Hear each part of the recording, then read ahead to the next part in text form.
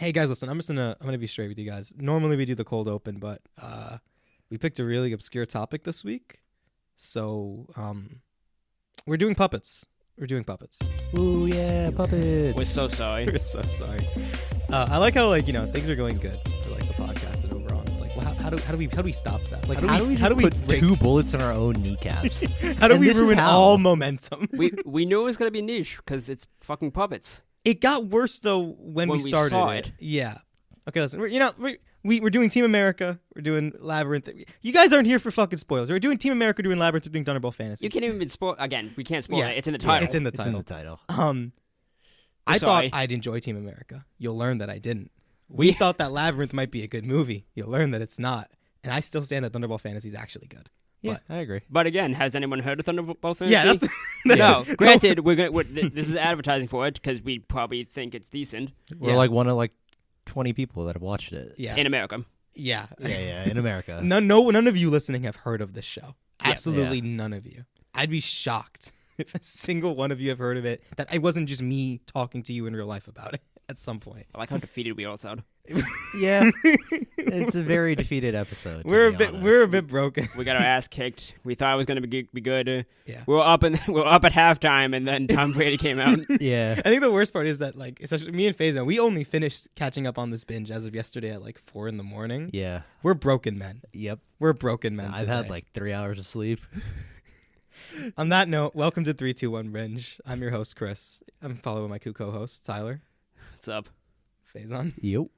If you haven't caught on, we're doing puppets this week. Before we get into this torment of a week, shout out to Pilot G for the music again. Yes, thank you very much for that. I like the opening. I like it a lot. Yeah, follow her on SoundCloud, soundcloud.com/Pilot G. Go check him out. And now into this fucking torture. Yeah, who Faison? Our first movie, Team America. Fuck this movie. Fuck yeah. I fucking hate this movie. Okay, this one's only torture for Chris. Fuck yeah. It's only torture for Chris because he hates South Park. I regret making the podcast because it led to this moment. Why do you hate this movie? I got nothing from this film. Okay, all right. I regret the time I spent watching it. Shut the fuck up. Let me introduce it first. You know what? You got your America fuck yeah. That's your That's intro not the today, intro, Faison. all right? No, yeah. Basically, Kim Jong-il, the late ruler of North Korea. Is he dead? Yeah, he's dead. Yeah. Officially? Yeah. I remember it was back and forth for a couple of months. That's Un. That's his son. Oh. Yeah. Okay, I'm sorry. This was his. Yeah, the this actual guy. is Un dead? No, Kim Jong-un's alive. Okay, well, remember everyone thought he was dead and his sister was in power, and then he wasn't dead, and then he was dead yeah, again, this and then is he dead. wasn't dead. Yeah, I know this is his dad, but I forgot, and I was thinking about the one who is... No, he's alive still. He's still don't worry. alive? Yeah. Okay. I wasn't sure. I don't keep track of every dictator. All right, basically, Yeah, moving past Kim that. Jong-il, weapons of mass destruction. And Team America assembles, including this one actor called Gary Gary Johnson, Johnson, the greatest actor of all time. to fight the terrorist threat in the world. The end. Pretty That's much. the gist of the movie. I mean, if you want to go a bit deeper, it's just a satire of how America Yeah. is the police of the world, going after terrorists and trying to be the hero, even though they blow up everything. Yeah. Basically, America just fucked everything up. Yeah, They blew up the Eiffel Tower, the pyramids of Giza. the pyramids of Giza. the They Sphinx. destroyed all of Paris, basically. Oh yeah, torched it. Fuck, what are the other monuments called? Sphinx? The fucking... What, the thing in Egypt, or what do you think? No, of? no, in Oh, the Paris. Arc de Triomphe. Yeah, that's what Yeah. it's called. How did Tyler get that name right? Holy shit, that was kind of impressive. What? Yeah. That's a symbol. Yeah, the I two know, but I lines, always yeah. forget. I don't remember that thing's name, and you just learned it from Faison doing fucking finger motions. Well, no, it's What from, it's other- from the scene where the Eiffel Tower blows up. Okay, I Oh, mean, and the I Louvre. completely- falls And they- over, and they destroyed the Louvre. Yeah. Yeah, Louvre, I remember that one. I thought this was a funny movie, man. I mean, it's by the guys who did South Park, so you automatically know it's like, all right, the humor is kind of lowbrow. It's a bunch of, dick jokes and shit like that. It's a bunch of, kind of just, dumb humor. Yeah, and also the fact that it's marionette puppets and they're not, They're not good ones. they're not done well, and that's what makes it funnier, because they all walk really stupid. Yeah. It's not, smooth. It's like, oh, his back is on the floor and his legs are moving. It's like, oh, that No. just makes it funnier. I'll say all the jokes in this movie that I actually enjoyed are the ones that were because they were puppets. Yeah, and that's Like, why it makes the movie funnier. There's like the scene where like I'm the greatest martial artist in the world. And he goes to And fucking they're just- fight this terrorist, And he's just, like, it's slapping. puppets are just fucking thrown into each other, slapping each other. That got an actual laugh out That of shit me. was so funny. And then I didn't laugh again for about an hour and a half. All right, for when the puppets are being just sacrificed. be such to a Debbie Downer. I'm gonna be a fucking Debbie Downer for when the puppets are being sacrificed to panthers and they're just house cats. That also got a laugh out. of me. That was That's fucking funny. hilarious. Those are the two times that come to mind. That's it. That's it. So, Faison, it's just us then. Yeah, it's just us. It's just you two. I mean, I thought like a lot of scenes were really funny in this movie. Yeah, I mean, one of the funniest scenes is early is when Gary. First of all, Gary has to disguise himself as a terrorist, and they just simply paste facial Like hair on him. pubes on him. That's just pubes and then like blackface, I guess. Yeah, brown basically face. blackface. And just the fact. And then they just throw him in there because he's supposed to be the greatest actor, so he can blend into anyone. Yeah. And he knows, and he's also a language expert, so he speaks the language of Turkestan. It's literally just Durka. Oh, that got Muhammad you? Jihad. That got you, Chris? It's not a laugh. It was more. That was a laugh. It was more like pain, like a pained breathing. Like, a pained breathing, and I it's so, choked on my I don't coffee. know. I thought it was so stupid. It was funny. Yeah. I think it's just so stupid. Turk. You don't think good Durka Muhammad Jihad? Like, that's the funniest shit of all time. Jihad Muhammad Of all Ali. time. That's the funniest shit of all time. Yes, it's the Faith. funniest shit of all time to me. You all know why? Because that's how like some real redneck people see Arabs. I mean, yes, That's you're not why wrong. it's so funny to me. Nothing. No joy. Definitely not joy. That's not what's I'm being. Not experiencing that. I feel like I traded hours of my life for nothing. It was an hour and a half. Hour and a half of my life. That's That's more. not hours. Of what you knew you were getting into. I mean, yes, but it's not like it's not like this is like an optional thing. Remember, this originally we had Dark Crystal Renaissance in this spot. A show I've seen and a show I can't say in fact is very good. You know what? Like, Save this when we talk about Labyrinth. How about that? You know what? That actually makes sense. I can agree with that statement. Fuck Team America. Fuck it. At least it was funny. Oh, Was yeah. it funny? Yes, Yes. it was. I don't know, man. I haven't seen a huge amount of South Park. I don't think that South Park that I've seen, I don't think has been that funny. You just have a terrible sense of humor. It's gonna That's be okay. weird that All right, Tyler, we keep talking about this. There's no way he's here. It's Can we mute maybe you people just are shit taste. Can I we don't mute fucking him? know what to I tell don't you, think so. I man. think you're wrong. Damn it. If fucking dick jokes make you laugh, you might just be not very good. I don't know what to say to you people. Oh, I'm sorry. I'm sorry, I'm sorry. The Film Actors Guild is pretty funny. There's no dick jokes in that. I'm not. You're not baiting me into that. Faison can say that acronym out loud. I'm What? not doing. What? It's just an acronym for Film Actors Guild. F.A.G. Yeah. Faison doesn't want to get canceled now, does he? I don't see what the problem I'll is. say it right now. Probably won't. I don't see what the I won't. Yeah, I fucking figured you would. It's the Film Actors Guild that it was established You keep and saying it prestigious. like. Yeah. What? I'm saying the name. I'm saying the name, and that is their name. I don't see what the problem is. Fuck you, Tyler. Fuck you.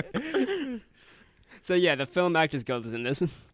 It's just spoofing all the celebrities, like the celebrities that are like liberal leaning, the woke ones, yeah, that are supposed to be like, oh, this is so terrible that America is bombing these countries. We need to help this, but most of the time it's just like pointing back at themselves to make them look good. Yeah. Like Alec Baldwin's in this. Sean Penn is made fun of. The funniest one is Matt Damon. Matt Damon is portrayed as the dumbest person alive, and he can only say his name. It's the funniest thing ever because they planned to make him like a serious character, And then they saw how his puppet looked, and they're like, "We're gonna make him mentally handicapped." Yeah, they just looked at it. And Matt Damon, like all these actors who were portrayed in the movie, most of them responded. Alec Baldwin already is a fan of South Park, so when he saw that, it's like, yeah, I thought my portrayal of like an asshole is hilarious. Matt Damon's like, oh yeah, I kind of wonder why they didn't just ask me about it. I don't know why they made me stupid. And it's even funny that him saying his name is so funny. Yeah. Matt Damon. Matt Damon. How you doing over there, Chris? One thing that was deeply unsettling, I'd say, also kind of funny, was the sex scene. Oh yeah, the sex scene. Which is funny. First of all, obviously, a sex scene with Very, marionette very puppets. graphic. Yeah, with marionette puppets is weird. Like every position possible. Yeah, went on for a little long, which was the point of being like Yeah. uncomfortable and hilarious. I think I read online that they were trying to test how much they could get away with for the because they were extended puppets. version. Yeah. Yeah. The extended version was even worse because they added more sex positions, Keep going. and she kind of took a shit on his chest. And then the MPAA immediately said, you can't have that. And then Matt and Trey are like, all right, but what about the rest? No, you can keep that. It's like, Yeah. really? I think they cut the jizz scene out too. Yeah. Where he jizzed all over her face. Yeah. They just kept There the was sex a- scene in there. Crazy amount, by the way, for a puppet. Well, I mean, did you see how much he threw up? That is also true. In an earlier scene, later scene, Gary is drunk at a bar because the mission failed and, he's depressed that he can't live up to the task. So he's in a bar and this guy with the voice of, I think it's just Trey Parker again, the voice of Miss Garrison from South Park is just yelling at him. It's like, hey, aren't you that guy? First, you're going to do that whole bit? That amazing speech that he gives? Oh fuck! I gotta look it up because I don't remember. Yeah, so Gary's depressed. He's just drinking. Chris is trying not to kill himself right now. He's getting the rope. I wish I had rope.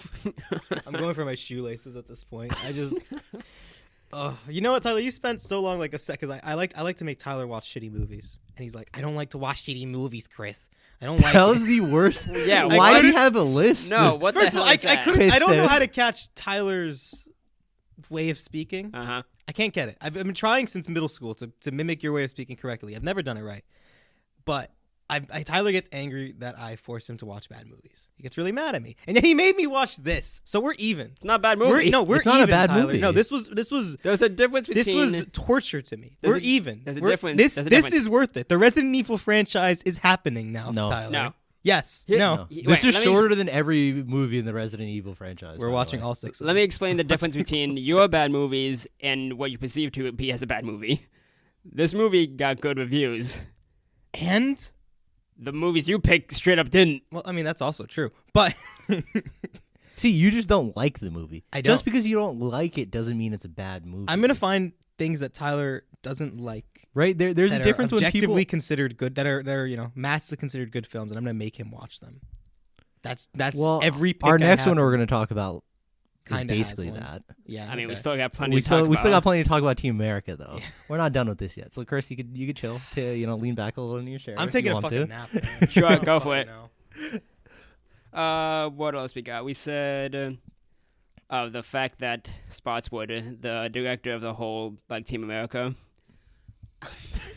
he finds, first of all, Gary's a Broadway actor and he's supposed to be the best actor in the world, and that's how he finds him. He's like, all right, Spotswood's like, all right, we need this guy because he can act as a terrorist to infiltrate them and find out their plans. Yeah.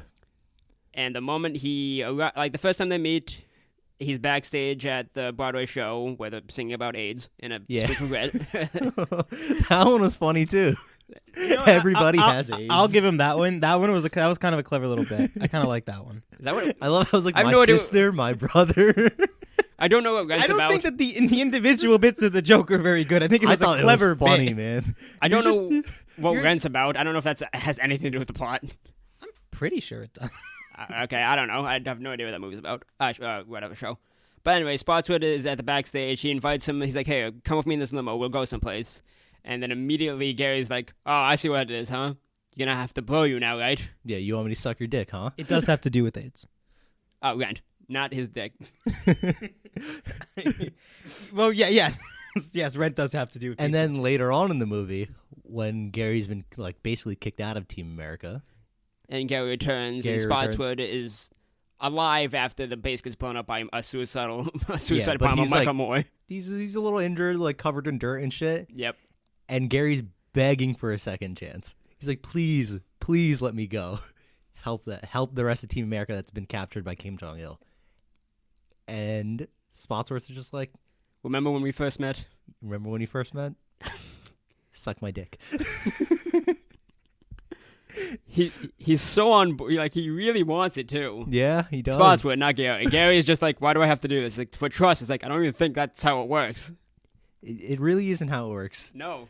And then he announces at the end of the movie that this is the greatest hero. He gets down on his knees and sucks that dick when he needs to. It's like, and then Gary's just looking in terror, and everyone thinks it's a metaphor. It happened.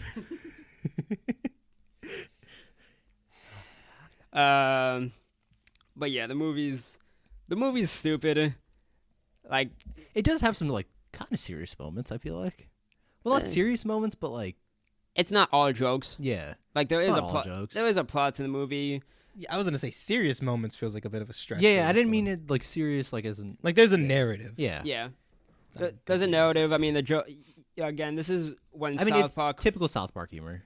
I would think it's like when South Park first came out, because the South Park at the beginning was more this humor. Now Yeah, it's yeah. more satirical of what's going on now. This was like in the middle, I think. Yeah, because I mean, it did have the 'Cause whole it, thing. it with- was still pretty satirical. Oh, This is America, early yeah. 2000s. Yeah, I mean, America, yeah. like George Bush. Yeah. Yeah, it is like very. It feels a lot like early 2000s Bush administration, right? Yeah. It's very much that. But like when something is like ironic, but it's so ironic that it kind of feels a bit too genuine. Yeah. That's what this movie is. Like it's like, oh yeah, it's all satirical and ironic, but like, man, you're saying it feels real fucking genuine right now, and I don't That's even what, know. That's what South Park is, though. When you watch the show, it's like, oh, I know you're saying this as a joke, but I know you're not actually joking. You're Yeah. just straight That's up. Yeah. Like- the whole like, experience of this movie. When they're in front of Mount Rushmore and the protesters are there, and it's just like a bunch of like white dudes. Yeah. It's like we must take radical action against the fascists in our own country. Yeah, that one still hangs true. Yeah, it still hangs true today. Like, I mean, come on. Also, my favorite quote is that speech at the end. Yeah. You know what, Faison? We're gonna let you say the whole speech. So there's 3 kinds of people in this world: dicks, pussies, and assholes. Pussies think everyone can get along, and dicks just want to fuck all the time without thinking it through. But then you got your assholes, Chuck, and all the assholes want us to shit all over everything. So pussies may get mad at dicks once in a while because pussies get fucked by dicks, but dicks also fuck assholes, Chuck. And if they don't fuck the assholes, you know what you get? You get your dick and pussy all covered in shit. Beautiful. Beautiful. Okay, come on. You can't say that doesn't ring true, though. I mean, you can say that about most stupid shit. It makes sense. It makes sense in the dumbest fucking way possible. Did Makes a you lot of expect sense. this movie to have No, some... I don't, but I don't have to enjoy it for what it is. It's exactly what... Like, No, I don't. I am not obligated to enjoy this film for its stupidity, Tyler. I suffered through it. I suffered. was anything in this movie done bad? Objectively, no.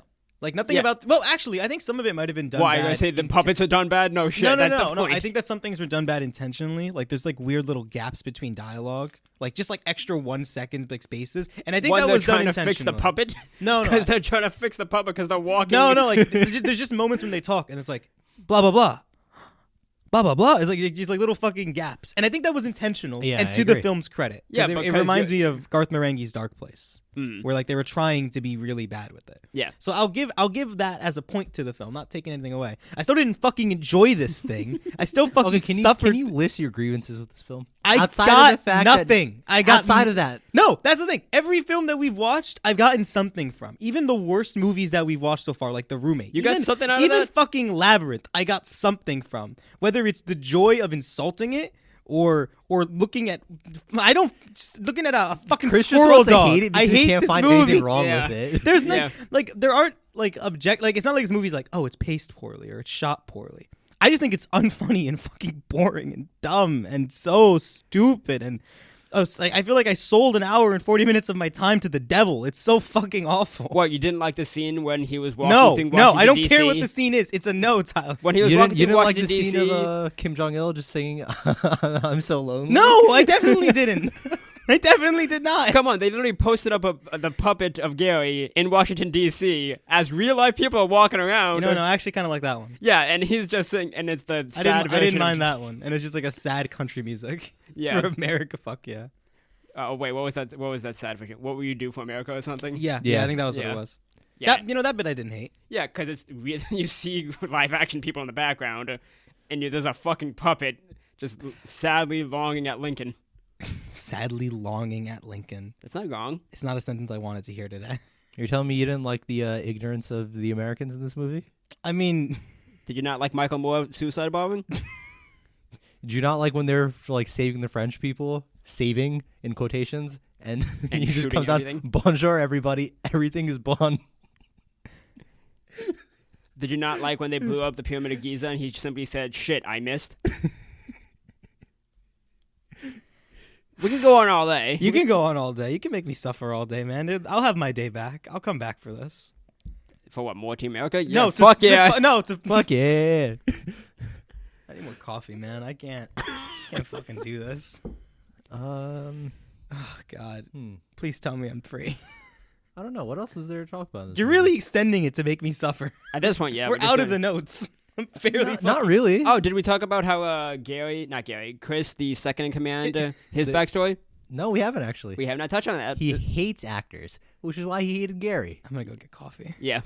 Turns out, Chris at 19 years old, the one sitting right next to me, was gang raped by the cast of Cats.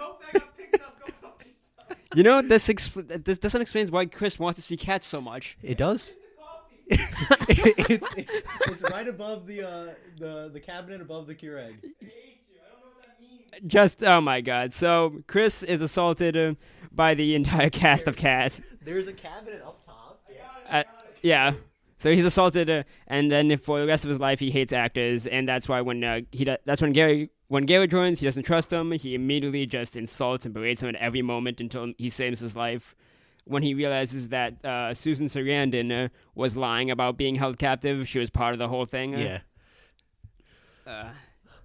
So good. So good.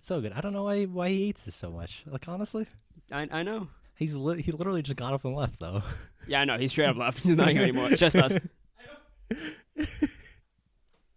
Oh, wait. He's back. Oh, God. I'm just really struggling with the coffee machine. I wasn't meant to be gone that long. You just put the I fucking put the- pot in, close it, right, and then it'll ask you, do you want 8 or? Like, It didn't ask me anything. Okay, you pick it back up and close it again. You gotta keep talking about that thing. For a minute. All right, so I think the last thing we say, we already mentioned like the celebrity reactions. One in particular was Sean Penn, who fucking hates this movie. Yeah, I mean, he went on for to have a career in politics. No shit, he'd hate it.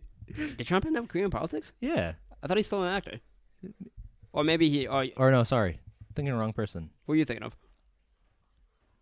Mike? No. I don't remember. But yeah, no. Sean Penn. In the movie, he says something about like Iran. It's like, I was thinking of Cal Penn. Oh yeah, Cal Penn's not even in the movie. Yeah. That's who I fucked. They have the same last name. Yeah. Except for one's brown, the other's not. Yeah. But yeah, Sean Penn straight up sent a letter to Matt Stone and Trey Parker, and whatever. Obviously, the letter wasn't congratulating them. It was like a go fuck yourself. yeah, it straight up ended by saying "fuck you." Yeah. Not So, yeah. surprised. Yeah, I can see why they'd hate it. yeah, pretty obvious. I think that might be it for this. Oh, we could talk about Kim Jong Il just turning to a cockroach at the end when he died. Yeah, and turning into an alien. I don't fucking know. That one. That one was weird. Yeah, after all this thing in the movie, it was weird. That one was weird. That was the weirdest part of the movie, and there was some weird shit in this movie. Yeah, you sure about that? The weird shit. Yeah, weird shit. Uh-huh. On that note, moving on to Labyrinth. Weird shit. Also weird. 1986, I think it was. Yeah, I believe so. Directed by Jim Henson of Muppets Is fame. it directed by Jim Henson or just produced by the Jim Henson Company? No, he made it. I'm back, by the way. Yeah, Henson made it. He made it. He is from Muppets fame. He made Kermit and everyone's like anything with Muppets, including Sesame Street. It's him. Yeah. If you saw a puppet in your childhood, it was Jim Henson underneath it. Yeah, so he made this movie. And he was also in Star That Wars. sounds He a was little also weird. Yeah, Yoda. No, that's Frank Oz. That's Frank Oz, but he was the Henson Company. I'm pretty sure was deeply related. I think so. I'm pretty sure. I could be wrong about that actually, but Yeah. I'm pretty sure. Anyway, movie directed by him, stars David Bowie as the Goblin King and a young Jennifer Connelly. I don't know if it's her first role, but it's definitely I think it is. Okay. If it's not, it's one of her younger ones or earlier ones. She's like 15 in this, so I'm pretty sure. Like in real life, she was 15 at the time of filming, so I'm I thought it was pretty 14. sure. Either way. Either way, yeah, I'm pretty sure this has got to be one of her very first roles. Yeah, so I mean, the movie is known as a cult classic just because it's Henson and because Bowie's in it. I didn't particularly like it. I don't think this is a good movie. I hated it.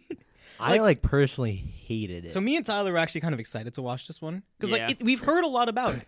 I We've heard about it. I wouldn't say excited about it. I was like more interested. It's like, oh, I've Yeah. heard about it. you I had heard like it's good. higher expectations going into it. Yeah. Yeah, And like Than I did. I've seen some of And I'm equally as disappointed as you guys are. yeah. like I've seen some of like the other non Muppet Henson stuff. Like I saw Dark Crystal, the original movie, right, from the 80s. I think that's not terrible. Like it's not amazing, but it's fucking way better than this shit. I also did not enjoy this movie very much. I don't think there's really anything that good in here. I liked Dance Magic Dance. The first scene with David Bowie. The first, yeah. I like how he's holding the baby, and then at one point like it cuts away to like a faraway shot, and you see David Bowie throwing what at first glance really feels like it's the fucking baby just up into the roof. It's actually a doll, but it for that 1 second before your brain adjusts and realize what happened, you think he fucking flung that Yoink child up. the Yeah, baby. Honestly, it was That- seeing that that in the got- background because it's in the background. Yeah. and it's pretty funny. that got a laugh out of me. But the main story of this is Jennifer Connelly's character Sarah, and she's more or less, I don't know. She's a bitch. 16-year-old. She's a bitch. Yeah. She's We'll just 16 say, years Tyler, old. she's a bitch. Yeah, we're being irreverent this episode. I don't think none of these two movies deserve it. Yeah, she's kind of an asshole. She's 16 years old. Her parents are going out for the night, and they say, "Hey, watch your stepbrother." She's immediately pissed off that he doesn't stop crying, and that she's like forced to stay home. And she wishes that that goblins would. He also takes her teddy bear. Oh yeah, he like the parents give the kid It's like Toby. her like childhood teddy bear or some shit. Yeah, and she's still like 16. She still like cares about the toy. Mhm. So she's immediately pissed off, and she's reading this book, Labyrinth, and the book has this verse that says, "Oh, if you wish for goblins to come and do something, they will." And she wishes for them to take their kid, and they immediately do. This is the first 5 minutes of the movie. Yeah. Oh, yeah. Fucking theater kids, am I right? Yeah. I mean, like, if it's not a good cult. It's not a good movie. It's a cult classic. A lot of people, I guess, probably have very strong nostalgia for it. Well, I mean, even then, like, it got better. At the time, it got mixed reviews, but then over time, as it got reviewed again, it got better reviews. Yeah, but like, why?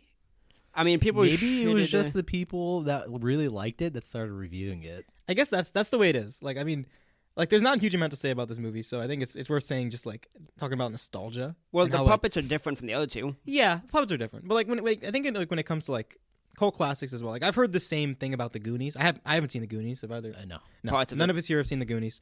I've heard that the Goonies don't really hold up, and that they're not. It's not as good as people always say it is, where it's like a cult classic '80s movie. Apparently, it's not. None of us can confirm that. Well, I mean, But, I like know. you also have people who fucking swear by it. Well, you can Yeah. also make the argument for. I think Weird Science is a cult classic. I don't Yeah, know if it is. It is. I've never seen it either. I've seen it. I mean, it doesn't hold up today for other reasons, but I mean, like it doesn't hold up because I mean, the premise of the movie is you make a woman, and the whole point is the kids want to fucking fuck her. Yeah, it's a hell of a That premise. obviously doesn't happen in the movie because it learns to like It learns sentience. basically. Okay.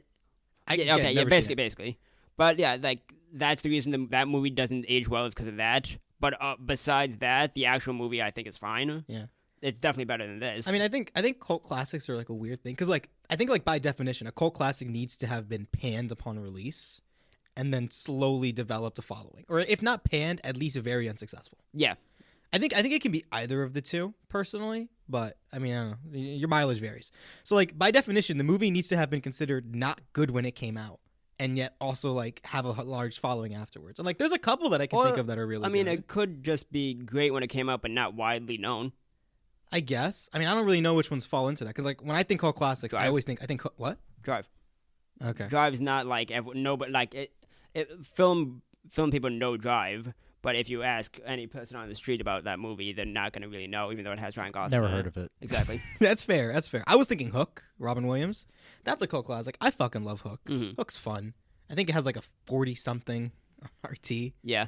It's like it's not considered very good. I think Hook's a damn fucking good time. I think it's a fun movie. But like I don't know. I feel like your mileage varies when it comes to cult Oh, classics. 29% RT. 29%. I think that movie's a fucking blast. But like it also has It has Zuko in it. Like IMDb is pretty high. Yeah, but IMDb, Metacritic is pretty high. What's IMDb Metacritic? is just anybody. What's What's Meta? Metacritic? 52%. Well, that's not pretty high. That's still. Oh, compared to 29%, it's Sure, literally I mean, double. yeah. And plus, Metacritic is more accurate. I mean, that's fair. I do think it's telling the fact that it's so low, but I think like most people consider it to be kind of a classic at this point. Mm. I certainly do. It has fucking Zuko in it, man. Yeah. It's a good time. But like, I feel like your mileage on cult classics vary. I Yeah. think this is a case where did not go very well. Because like I watched another cult classic in preparation. No, me and Tyler did. We both watched a cult classic in preparation for our next episode. Oh, okay. Yeah, we're not gonna tell you what it is just yet. Uh, But I think that one is one where the mileage went much further. I think Oh, that yeah. was that one deserves, I think, pretty much every piece of status it has. Yeah. Versus this. I can't really think of anything that was that good in this movie. I don't think any of the movie is like awful. I just think it was Nothing sticks out though. There are only two things that stick I don't out to me in think- this movie. like it just didn't age well because it's nothing like at the time was either groundbreaking or something that was done new that you'd be like, oh, some people got it from this. It's like it's a fantasy adventure type movie. It takes a lot from like Alice in Wonderland, Wizard of Oz. I mean, the acting is not very good in most of this. No, Like, Jennifer Connelly is not good at 16 or 15 or 14 or whatever. yeah. I mean, Bowie is just entertaining because he's yeah, Bowie. he's Bowie. Like Yeah. he's entertaining as you shit. can put him in because- anything, he'll be entertaining. I Yeah. mean, like he's great in The Prestige, but he's actually acting in that. So I mean, he's chewing at the scenery. I mean, Yeah. You also can't forget his best role, a teacup in Twin Peaks. yeah, Bowie has fun. Bowie has fucking fun in any role he's in. But Jennifer Connelly is not a good actor. In Yeah, I this. mean, she she's was always 16. acting. But like it's always so hammy, Mm. like and over the top. But at the same time, it's a kids' movie, so I get why kids. I like watching it. It's obvious it's a kids' movie. I can see why kids would hold on to it, and then I guess if you keep watching it as you go older, you're not gonna pick it apart. I guess. I mean, that kind of goes against the only theme of the movie. But I mean, it's kids; they're not gonna like pick on the themes. I mean, yeah, well, not. I mean, I think it's fine and funny. Like you said, like as they grow up, they're not gonna like pick apart the movie, and they might hold. Oh, right, they might right. hold like nostalgia for it, and that's why it's considered a cult classic, right? Like that's kind of what you're saying. Yeah, That I like how that literally goes against the only theme of the movie. yep, I find that fucking hilarious. yeah. I mean, like I think there are two things that stand out in this movie. One, I like Didymus or whatever his name is. I think he's like a raccoon. He rides a Yeah. dog, and he was cute. he's my favorite character in Yeah. the whole fucking movie. Mm. I like Didymus a lot. Hoggle's alright. Hoggle, I don't like Hoggle. Hoggle's kind of a shitter. I'm not a That's big why- I'm that's not why a I big said Hoggle alright. fan. That's why I said Yeah. alright. I liked what was the name of the ape? Pluto? Ludo. Pluto. Is it Pluto or Ludo? I don't know. I think it's Lubo. I thought it was Ludo. Maybe it's Ludo. It is Don't trust me for names. Ludo. Yeah. It's Ludo. Okay. Yeah. I think Ludo's all right. Ludo the rock thing. I like Didymus. I like the scene. What's the painting? Walking through like the walls and Oh, the paint. It's an MC Escher painting called Relativity. yeah. I like that whole sequence. That had some really fun effects. Yeah, because Bowie, Sarah, and the baby, they're just like all walking around the stairways, and the stairways are all in different places, and yet you can walk on both sides of it. Yeah, it's that classic like. Yeah, look up It's the a- painting. it's Someone a- here look up the not someone here. Someone listening look up the painting so you have context. Like if you think of like if you know who MC Escher is, or like just a name, you probably know this painting. It's the painting of all the stairways going in opposite directions, yet everyone's still walking on them. Yeah. I mean, I think it's a fun sequence. I think the effects are really fun. I think David Bowie kind of like he plays it up there as well a lot. I got one question. When she jumps off the top stairwell, what the hell was going on? I don't know. I thought she was gonna break her shins. Like she just jumps and then she lands perfectly. I'm like, Yeah. wait, why are you flying now? We're trying to put logic into this movie. But that's the one time the logic breaks. Like fucking Ludo calling rocks to kill everybody. Yeah, It's like, it's still fine. consistent within itself. But Yeah. here she just you're not wrong. You're not wrong. I can't defend this movie. I'm not gonna defend this movie. I've got a question though. Huh? What'd you get out of this movie? I got puppets. I like the puppet design here. I think that Jim Henson puppet work is always really good. I like the design work in this movie a lot. I think that this movie has so a really. why do you hate Team America so much? I didn't even get that. If out you of didn't Team get America. anything out of this No, movie.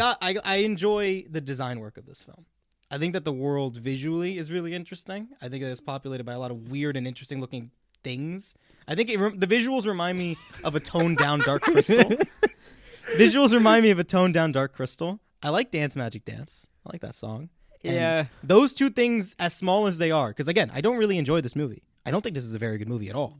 I don't like this film. All right, that's the baseline. But I got two little things out of it. I didn't get those two little things out of fucking Team America. All right, if Team Sure, America okay. looked interesting. You're telling me the puppets didn't look interesting? No, the shitty marionette puppets, even though they were intentional, did not interest me at all. Matt Damon. Matt Damon did nothing for me, Tyler. I feel like you don't appreciate good satire. I appreciate clever satire. I don't appreciate man vomits for 45 seconds satire. Yeah, yeah. You want that fucking good satire? Just wouldn't stop. That's their definition of good satire. What's that satirizing? That's just comedy. That's not That's good just comedy. Okay, like but you know, just- you know that Family Guy scene where they're all in the living room. I just don't care throwing about up? Family Guy. I fucking found that scene hilarious. I don't Yeah, fucking it is. care for Family Guy either. We're gonna have fun at those episodes. Yeah. At least I mean I like Simpsons and we got that in there. I like early Simpsons. I don't care for Family Guy either. So fuck that show too. Why not?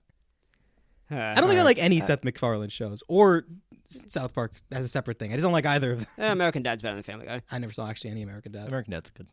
Fair enough. But I'll take it. granted, you shouldn't take my word for it because apparently you don't agree with anything. I don't Yeah, agree. right like, now. we normally agree with each other. Phoebe. Yeah, This yeah. is But like today, the one. this is like the one thing that we're just like, nah. Like not You're just like the wrong. one thing on the podcast. It's like one of the very few things I think we've actively argued. Yeah. It's comedy. Is this fucking stupid fucking movie? No, it's just apparently comedy in general. I like how the Labyrinth part has now also devolved back into Team America. Because Labyrinth doesn't have much going for it. We can talk about the puppets, but at the same time, it's like if you've seen the work he did on Muppets, you know how the puppetry is. You know how it looks. It's not like the marionette puppets. It's more like these felt figures. Yeah, they feel it's Muppets. It looks like high quality Muppets. Yeah. Yeah. It's like super high quality Muppets. So it's a different type of puppetry than you see from Team America with marionettes, or soon to be talked about Thunderbolt, which is I don't know what we call that one. Eastern inspired puppets. Yeah, it's like Yeah. Taiwanese puppets. It's based on Taiwanese puppets. But we'll get to Okay. that second because I have one last thing to say. It's weird. Like in this movie, it's like you have the Goblin King kind of thirsting after 15-year-old Jennifer Connelly the whole movie.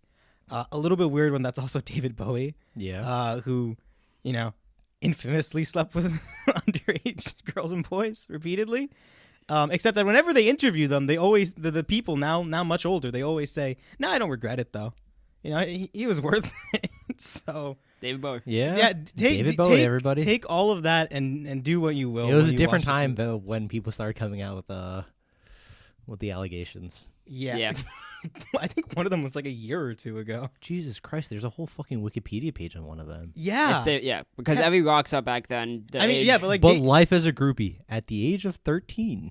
Yeah. Oh yeah. yeah. I mean, with David Bowie, it's different than other rock stars because, like, I feel like for other ones when they interview, it's like, oh yeah, I was young, I made a mistake. But for some of these, it's like, oh, he was like a prince, I regret nothing. It's like, what the fuck, man? It's kind of weird. He has a bit of a cult following. Bowie. Yeah. I mean, Yeah. Besides just him, his Yeah. music is great. Yeah, you Yeah. can't really deny that his music's really fucking good. Yeah. Like I really like David Bowie's music.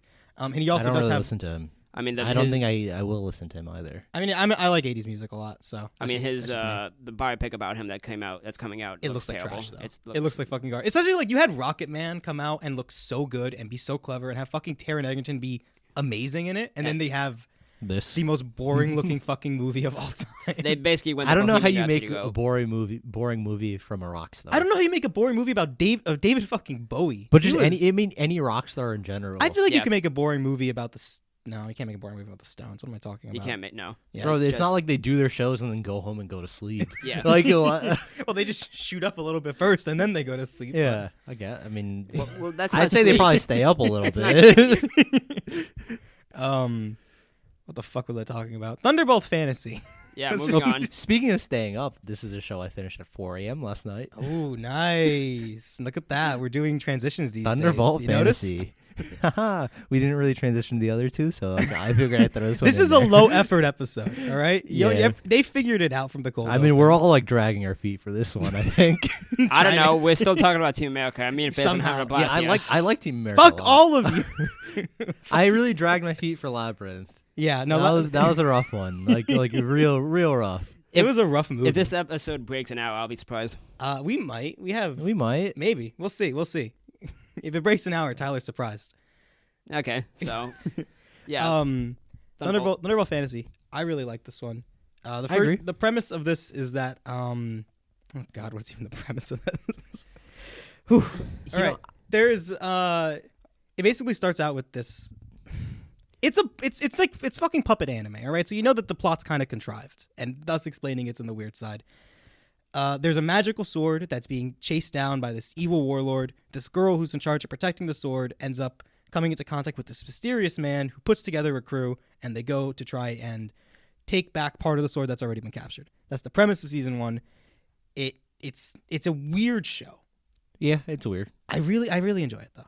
It's written by Gen Urobuchi, who that name means nothing to either of you, right? Nope. Okay. I assume Faison, have you seen Fate Zero? No. Okay. I figured you might have been. You would be the only one who has. It's a very good show. Gen Urobuchi has written a lot of really, really good shit. Oh. And also one or two turds. I really like Fate Zero. He wrote Madoka Magica, also pretty good. Kamen Rider Kane, which I've heard is very good. He's done really well, and the fact that he was attached to this, like when it was airing, it's like, oh, written by this guy. He did Black Lagoon. Yep. I also heard that's really good. The fact that he was attached to it made me want to watch it. So then when we had a puppets category, this was kind of like the only pick that I was like, oh yeah, this is a good opportunity to finally see this. And it shows that it has like an actual writer who knows what he's fucking doing, because the writing in this is actually strong. Yeah. Unlike the previous 2 movies, it's there. There's a legitimate like plot. Yeah. Yeah, like there's an actual plot. You get this crew of all sorts of weird fucking people who have to work together to try and get the sword, but like they're all written very well as individuals. Like the character writing in this is really strong. You have like this one mysterious guy who turns out to be like a master thief who's been manipulating everybody. Yeah. You have the protagonist who he feels like a weird character when you're watching because you don't know his motivations, but then it turns out he actually does have them, and the reveal itself works really well. You have this demon princess. You have this guy who's like a world famous hero who is actually a total piece of shit and just covers up the crimes he does so that people believe he's a hero. You have the guy training under him who wants to be a hero like him but doesn't really realize that his master's a piece of shit. I think it's a really fun cast. Yeah. The cast it kind of reminds you of like a D&D campaign where everyone just picks like batshit characters. Yeah.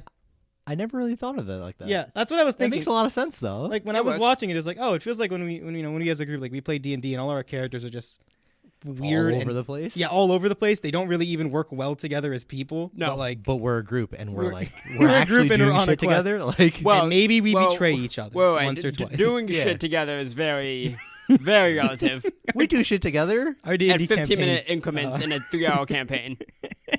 Me and Chris do shit together. Yeah, we're a team. We're a team over here. We've always worked together. No, you do shit together. And that we doesn't convince mean everybody to join with us. it doesn't mean it has anything to do with the original plot, though. No, original plot. We killed. We killed several members of our own party in the past while playing D&D.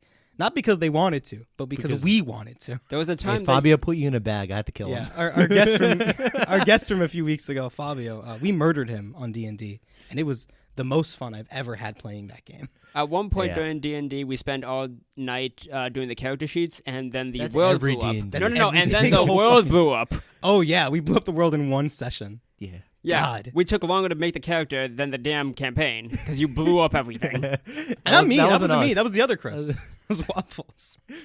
Oh, right, Chris did that. I mean, Waffles did that. Yeah, this show feels like a D&D session almost. You have this weird batch of Yeah. characters, but they're all written really well. They all have their own like motivations, and they're all just kind of strong characters. So like it works really well. And then by the end of the season, you have an understanding about all of them whoever's left alive. You have an understanding about who they are as a person. I will say that the deaths in this, even though the puppets are brutal, Yeah, I mean, you get that like the hanging scene. you have the hanging scene. That one definitely stands out. One of the members of the party gets hung by another member, the demon princess, and she just fucking That's chokes the him out. one-eyed the one-eyed archer. Yeah. Like it's very anime. This show, like it's anime with puppets, right? I And think that's my That's both of our biggest gripes. complaint about it. yeah, Is that if this was an anime, I think I would enjoy it more. I 'cause, like the like- novelty. That's like I like it, but the first, like, it was the fight beginning. scenes. I thought was done, like, especially the fight scenes were done kind of poorly. I think that the first like 6 episodes of the first season are just meh overall. Yeah, Like it's a Besides lot. It's story. really dialogue heavy. because like it's The setting up a dialogue lot of stuff. scenes, the dialogue scenes in the first 6 episodes are great, and then the fight scenes are 20 cuts. And Yeah, they a lot of are- cuts. I mean, I think even It like, does get better like later on. Yeah. That's for sure. I think even like the dialogue scenes are just like they're just really exposition heavy. So it's like you have all this fucking talking, and it builds to something later. Mm. But like in the moment, it's like, man, I've been sitting here for like 15 out of 22 minutes. But even then, I'm Yeah. interested in the talks. I mean, that's fair. I kind of get. I ended up more interested in like the character interactions rather than like the exposition type stuff where they're talking about like the past and shit. Mm. Because like you have some of the characters, like I said, really strong writing, and some of them are really interesting. Yeah. Gale is like the guy who sets up this whole this Do you this want to quest. try saying his name? I'm not gonna try saying. We're not going to try saying any Enigmatic of these Gale. names, Tyler. Yeah, All these names are fucking crazy. names No, are- this is the English name. This is the one we're having trouble with. Enigmatic Gale. Enigmatic Gale, yeah. Yeah. Close enough. Yeah. I think that Gale, was it. Gale's the guy who sets up the whole party, and he's like, "Listen, we're gonna go and try and get this part of the sword back from the villain. We're gonna work together. We're gonna save the world. Blah blah blah." He's actually the master thief who's been manipulating everybody because he wants to get this. Not because he wants to get the weapon, because he likes to fuck with villains.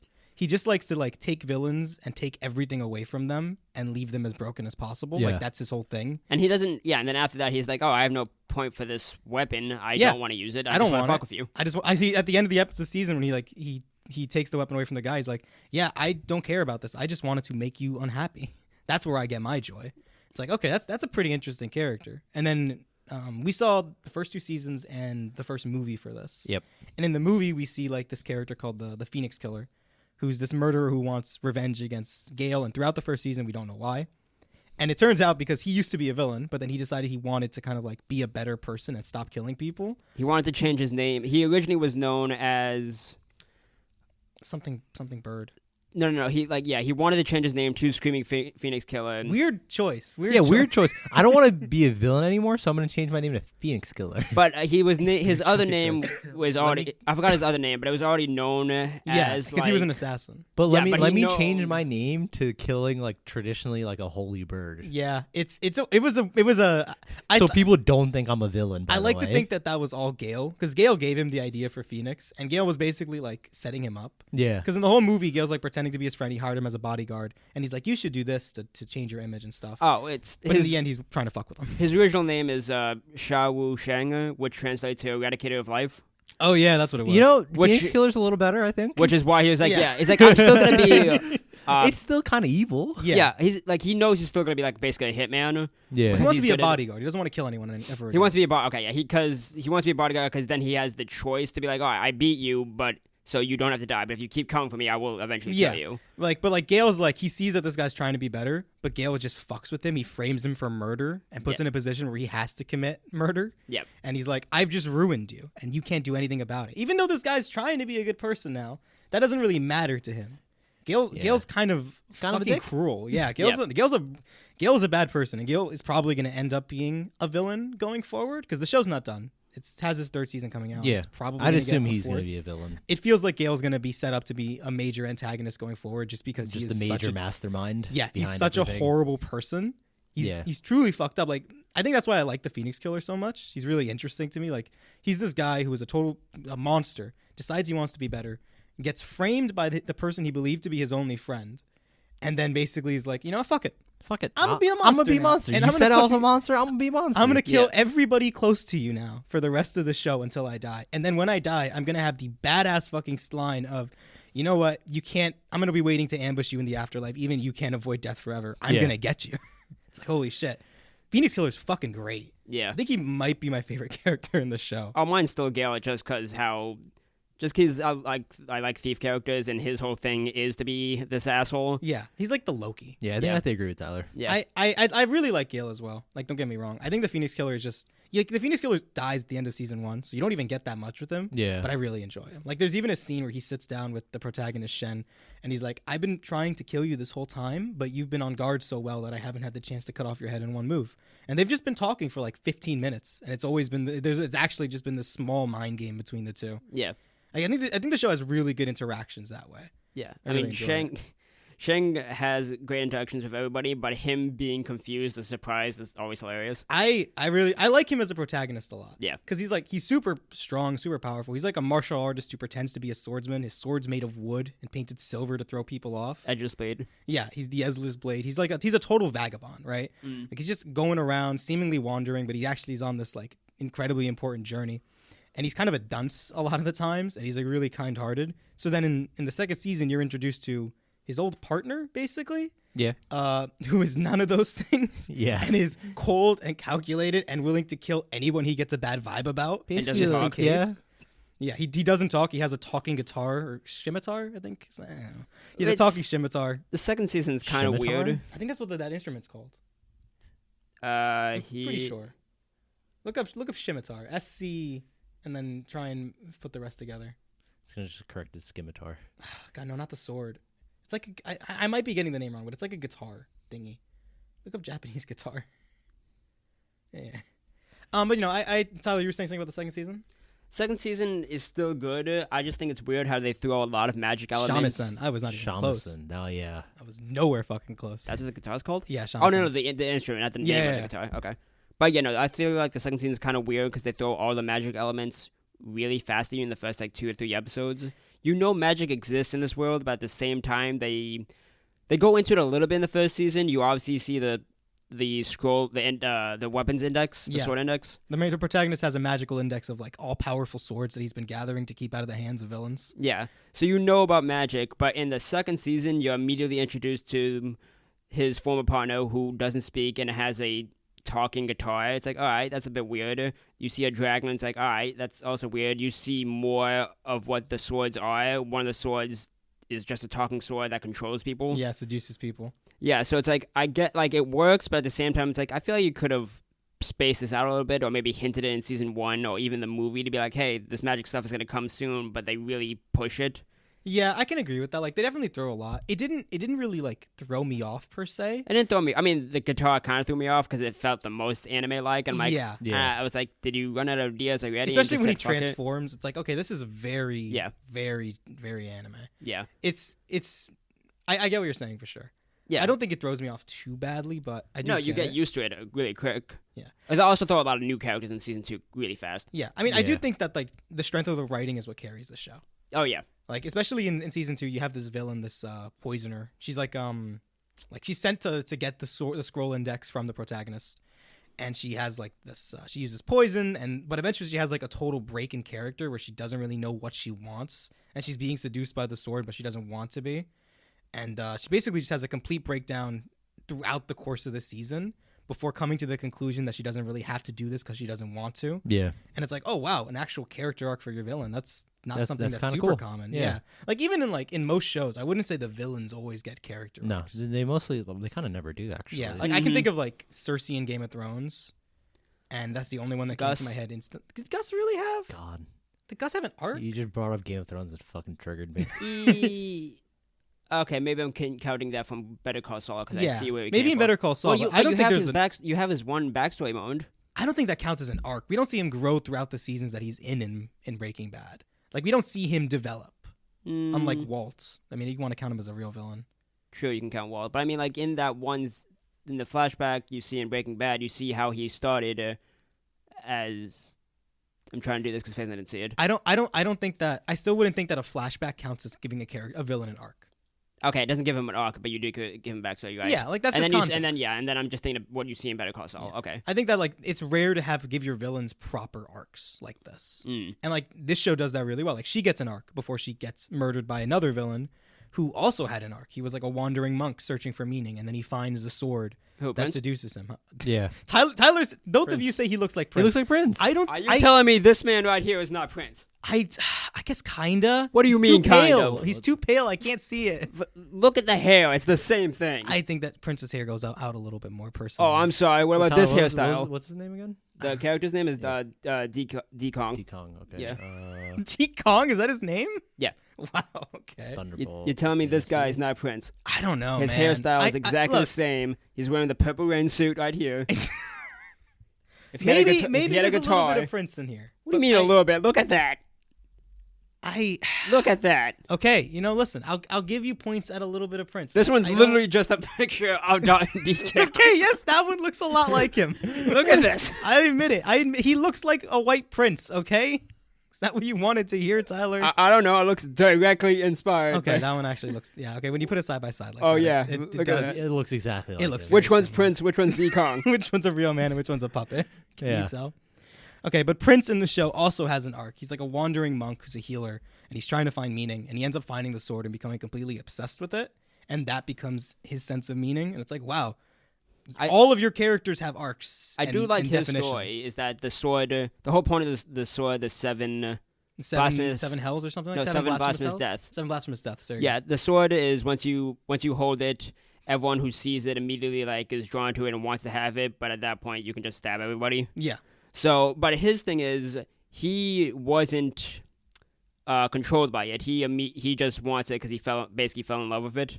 Yeah. And then the sword is like, wait, I'm not controlling you. You're doing this on your own. Yeah. And then she gets worried, like, oh, I realize that you're gonna be the only god. You might just kill yourself, so like you can only have me. Yeah, and obviously don't want that. He threatens to jump into a ravine so that they'll be together forever, and they'll turn into the ashes of time together. Yeah, and the sword obviously just wants to kill everybody. He's like, oh, I need somebody who I can control. I don't. Obviously, you're the best like killer so far, but like I don't want to spend. I have commitment issues. Yeah, that's such an interesting dynamic though. Mhm. Like I really like that. Even like as an actual relationship dynamic in a show, that's just pretty good. Yeah. Like it's just I don't know. The character interactions, like if you count the sword as a character, just really fucking good in this show. Everything like that works. Even like in season 2, we see some of the members of the original party from the first season. You see, Can you? huh? His name's Juan. Can you? I thought you were asking me a question. Chris, can you? Can you, Chris? God, fuck you. You see that guy, and you see the main girl from the first season again, and there is a sense of history when they're talking. Yeah. Like when Shang's talking to Kenyu, and it's like there's like the sense of like, oh wow, it really does feel like you guys went on this journey, and it feels like you both grew so much from it. Like, I don't know, the writing on here is really strong, and Very strong.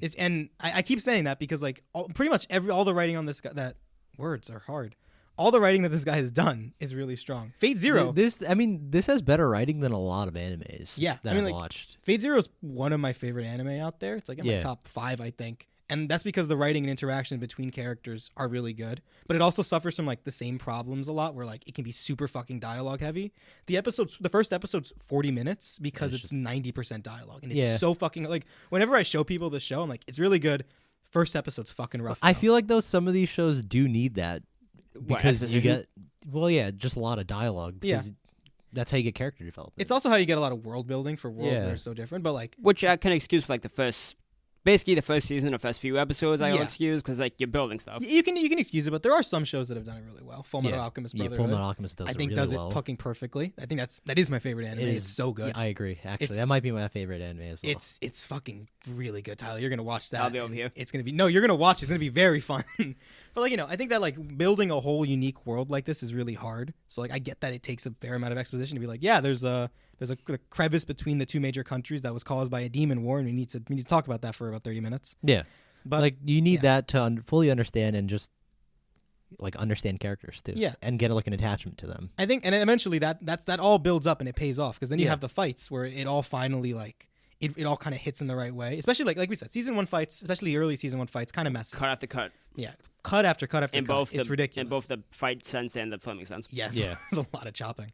But then towards the second half, especially like the final big fights, like Phoenix Killer versus Dong Zhao, the main villain of the first season, or even Gale versus Dong Zhao, the main villain, or like those are actually really good fights I really enjoyed. And then season 2, it feels like the fights stepped up a huge notch. Like Yeah, they're Like, all really good in season 2. Like Don Kong versus the Dragon. Don Kong versus the Dragon's an interesting one. it is Because in the first season, all of like the giant monsters were done in CGI, and they looked like garbage. It looked horrible. They looked It awful. looked horrible. Yeah, but then in the second season, they have a dragon. It's just a guy in a suit. It's like Power Ranger style. Which It's a man I in a didn't giant catch. suit. I didn't catch there was a guy in a suit. It obviously looked off. I thought it was just new puppet style they did with it. No, it's like how they did the original Godzilla. Yeah, I didn't notice. Yeah, I really appreciated that. That kind of like tokusatsu way of doing it. It's really cool. And I think it also just looks way better. I think the dragon's a pretty good prop Yeah. overall. The demon birds still look like shit because they're still CGI. Yeah, They look like fucking when garbage. Jesus Christ. Donkey Kong. Yeah, when Prince is flying on a dragon. Yeah, that's on, what no, you said. flying That on sounds the like demon something Prince bird. would do. Flying on a demon bird? Yeah, sure. Honestly, Prince falling in love with a sword and then saying like we're gonna be together forever. I'm the only one who will ever use you. Is that not the plot of Purple Rain? It, That's Prince. it's starting to feel like it's more and more on brand. Yeah. I mean, I think that everything in this show is actually really well done. Yeah. Yeah. The it's- puppets themselves, I like the really like them. puppets. They're Yeah. super detailed. I think I like them the most out of I agree. Yeah, out of everything we watched. the way they do the puppets is different from the marionettes in Team America. They're different from the Henson style, which is there's no There are strings. There's one scene you can actually see a string in Henson. Oh, there is? I didn't know. Only one. But then the Thunderbolt puppets, they're hand puppets. They're hand puppets, yeah. They're hand puppets, and the way the scenery in this, I think, is the best one out of all three of them. Yeah. Ooh, that's hard to say against a Henson movie. I like it more just because the fantasy. It's sold better here. It's sold better, yeah. Yeah, I agree with that. Because it looks nice, but at the same time, it's not doing anything new. Yeah. It just feels like Henson. not even that it feels like Henson. It's like, oh, a fantasy movie with a maze as the big thing. It's like, all right, there's a maze. Nothing really neat. There's the village, and then the forest is a straight-up forest. I can agree with that. I guess, yeah, it definitely works for her. I like, since they're hand puppets, the fluidity of movement is really nice. Yeah. Everything feels very, quick motion. Mm.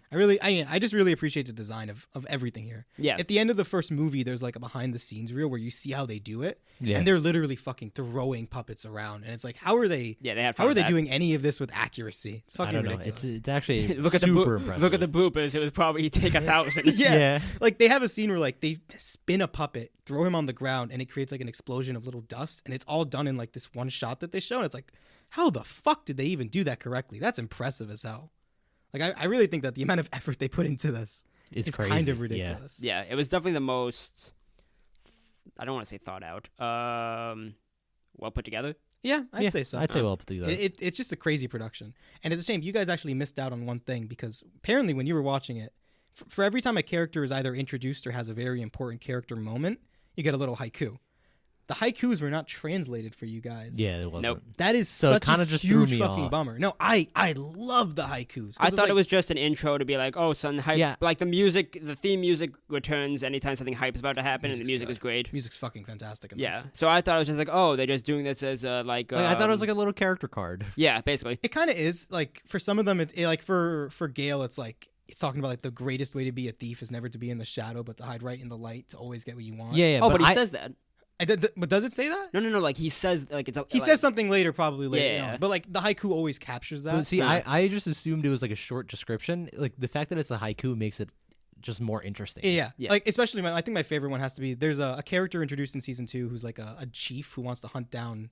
Wants to hunt down the protagonist for his magical sword index, and his haiku is if you scream justice enough, you can get anything you want.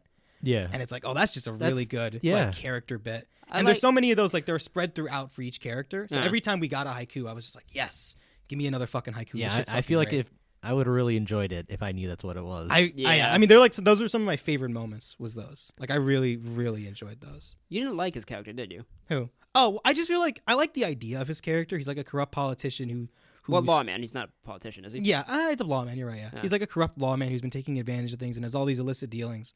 But in season 2, his character doesn't really go anywhere. He's the only villain without an arc. He's only in season 2, but he's only in season 2. He's the only villain without an arc. He's kind of just there, and he goes on this side quest with Gale, where Gale's just trying to fuck with him and take away everything from him. And even though he succeeds, it's not enough to break him. Because he's like, oh, you ruined me, but now I'm free to actually be a villain. Yeah, he takes it as a positive. Yeah. Right? Yeah, and then Gale immediately gets pissed. He's like, oh, wait. That's not what I wanted. That's not what I wanted. Fuck you. Gale gets real pissed off about it. But that's it. And then he gets murdered by the monk. Although Yeah. He gets murdered by Prince. It was funny that after that, Gale is pissed off. He immediately saves Shang's partner. Yeah, he saves. I think it's Lang. Yeah, he saves Lang by throwing the demon bird signal. Yeah, and then he's like, "Oh, why'd you do that? Oh, I'm just pissed. I have no idea who that was. Garbage day. He was like, I don't know who that was. I'm just pissed off. You needed help. He's like, yeah. I think it's just such an interesting dynamic between the core trio now, Shang, Lang, and Gale. Yeah, it's like the moment that Lang met Gale, he tried to murder him. He didn't like him. He didn't want to be a part of it. He's like, you're gonna fuck over things with Shang, aren't you? I'm gonna try and kill you right now. Yeah. He's like, I don't fucking trust you. The moment he saw the monk too, before Prince was a proper villain, he's like, I'm gonna try to murder you very quickly because I have just a bad vibe about you. You just don't feel good to me. Yeah. So it's just this great. It's a really good dynamic. I think I am probably gonna continue watching this show. There's one more movie we haven't seen. The 3rd season somewhere in production. I think it's very supposed to come out this year, but it's supposed to come COVID. Good old COVID. Good old COVID. I think this is going to be one of the things that I actually do choose to continue because I really like everything is set up. I like where it's going. It seems to be setting up like the demon invasion going forward because the demon princess comes back at the end of season 2 in a post-credit scene that you did Which not I see. missed, by the way. Yeah, basically the organization that's after the swords is like, okay, you know what, I'm gonna send some people after him, and then the demon princess comes back and she's like, hey, how about you work with me instead? Yeah, I can't believe I didn't know it was that important of a scene. Yeah, I guess it's like the setup for the 3rd season. Yeah. Yeah. I mean, yeah, I'm actually will probably be watching the 3rd season as it airs because I think this show actually kind of caught my interest. And like, I know you guys don't like the medium of like puppets as much. Well, I mean, like this again. The story is good enough that Yeah, the when story's it good enough comes that I'll out, that continue watching it. yeah, same. I think like the novelty of it also helps for me. Like I kind of really enjoy that it's puppets because it's not like anything else I'm watching or But- have really ever watched. The thing is that doesn't really appeal to me. That- Yeah, that's like, fair. Yeah, like if it was just animated, I would have like it would be like top 5 anime. I feel like. Like Wow, my a top 5, problem. that's pretty okay. I But respect that. but what No, do it'd you be a think? lot. I mean, I can like understand all what right. you mean. I don't know top 5, like top 10 at least. No, I It'd be definitely up I get there. what you mean. I mean, like it's rated pretty highly. I think like IMDb has it like an 8.6 8 something, yeah. Yeah, so it's rated. It is considered a good show. I do get what you mean. That like the medium is the most off-putting thing about it. Yeah, I could see that. but that's what I mean. It also helps it. I yeah, think. it's in a bit some of a scenarios. one could say a double-edged sword. Yeah. This show has a lot to do with swords. Yeah. But I mean, like That was a joke that only worked for the 2 people in this room. it wasn't. It was. It didn't even work It for the 2 wasn't people even, in it this no, didn't room. even yeah, work no. for me. No. You're like 0 for 5. In the We past can few end on days, that joke. Jesus. We can end We'll on just that stop joke. there. Well, Well, no, like I want to say the puppets.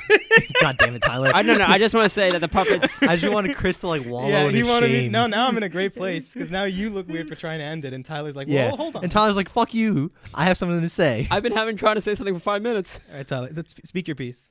because okay, so the puppets Anyway. in Team America. I hate you. I hate you. I hate you. I almost wish we could end there. I hate you. You can continue, Tyler. Yeah, Are you sure? Yeah, we give you the right. The puppets in Team America. The whole point, like the puppets, because it makes it funnier. Yeah. They're badly done, and it just makes it funnier. The puppets in Labyrinth, they're done it because it creates this otherworldly or fantastical Yeah, like a fantasy element. world Yeah. element. Yeah. It's like, all right, you're dealing with these creatures who obviously don't look like us. Yeah. This, they're all puppets.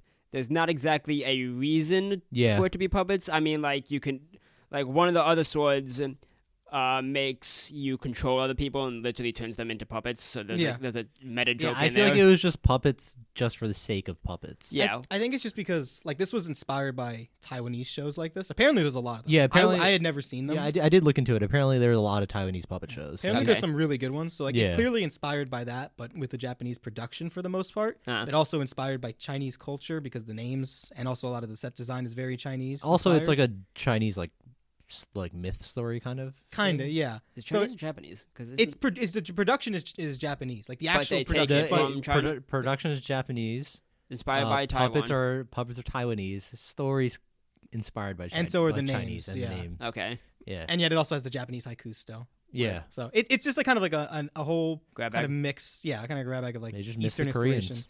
Yeah, maybe we don't know. I don't know Hey, enough season about 3. season. But yeah, that's the Yeah. main. Like all the other things we watched had puppets for a reason. This one, it was just the novelty of it. Yeah. It Yeah. was just And it puppets could- for the sake of puppets. And like, you can either do this like animated, live action shit like this doesn't work. Yeah, I mean, no, I disagree with that. There's a lot of like Chinese Talking- martial arts shows. Do you want a talking instrument in a live action show though? I mean, they've done it. They've done it definitely. Like but I mean, I could never get into Kamen Rider. What do you want me to tell you, Tyler? That sounds like. Do you think it would be done well a talking fucking instrument? I really do think it depends on the creator. Yeah. Yeah. I do but, because because he did a show, Kamen Rider game, same writer, and Mhm. it is live action, and it's like a battle royale between these like super powered individuals, and I don't know, maybe that's good. I've never watched it. I've heard it's very good though, so maybe it could be done. It really does depend. Okay. So But on that note, let's do our rankings, and mine should be pretty obvious. 3. Thunderbolt Fantasy. Thunderbolt Fantasy. I want to throw something at both of you because they know that's not the case. No, you yeah, shitters. 3 is Labyrinth for me. It's Team America for me. I hate Team America. You suck. I fucking hate it. Labyrinth is number 3. Yeah. 2. A I'm Labyrinth for me. I don't like that movie either. Yeah. I'm gonna have to go Thunderbolt Fantasy. You disgust me. No, I'm fucking with you. I'm not. it- Thunderbolt Fantasy. I hate you so much. It's Nah. Team America. Yeah, Team America Yeah, second. And number 1, Thunderbolt Thunderbolt. Fantasy. it's the only one with a plot Yeah. that matters and Yeah. actually good characters. Like it was a novel. It really kind of. It's not really comparable. It's not. It really It's isn't. almost unfair. Like Yeah. these other two movies are not good films in compared to something that is like But again, genuinely you well hate written. Okay, one of them. you think that Team America isn't good? I think Team America is a good film. I fucking hate Team America so I think it's fucking good. much. I can't stand it. I love how man. you. I feel like you thought I was genuine. Ed. No, I did. I was With like, Thunder- I think I was genuine when I put it yes, both second? of you. Both of you at any given point, I don't trust you enough anymore. You've broken that trust. So comedy is when we disagree then. Yeah, I mean, apparently Yeah. now you know how to make me suffer. You're just comedy. dumb comedy. Just dumb comedy. Because like I like certain comedy. You like Airplane. I like Airplane. I like Airplane a lot.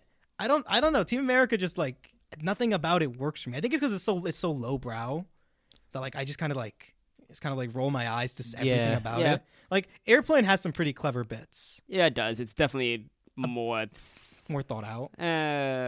clever. It's Yeah, definitely I'll say clever. Yeah. Like maybe it's just lowbrow humor that just doesn't do it for me. It never Might really be has. lowbrow humor. Like I love it.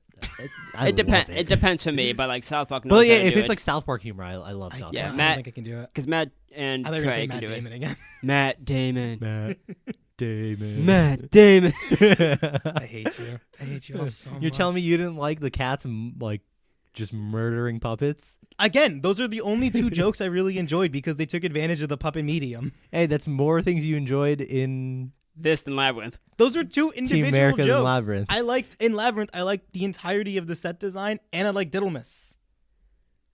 I like Diddlemas a lot. I like that.